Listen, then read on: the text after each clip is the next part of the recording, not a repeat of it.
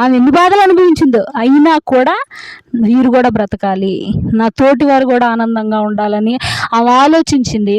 వారందరి ప్రాణాలు ఎవరి ప్రాణం వల్ల అక్కడ నిలబడ్డాయి, ఎవరి ప్రాణం వల్ల వారు బ్రతికారు తల్లిదండ్రులు వీళ్ళు? ఒకప్పుడు వాళ్ళకి రాహాబు వల్లనే పరువు పోయి ఉండొచ్చు, రాహాబు వల్లనే చిన్న చూపుగా ఉండొచ్చు, రాహాబు వల్లనే తలెత్తుకుపోలేకుండవచ్చు. కానీ ఈరోజు రాహాబు వల్లనే వారందరూ కూడా ఏమై ఉన్నారు?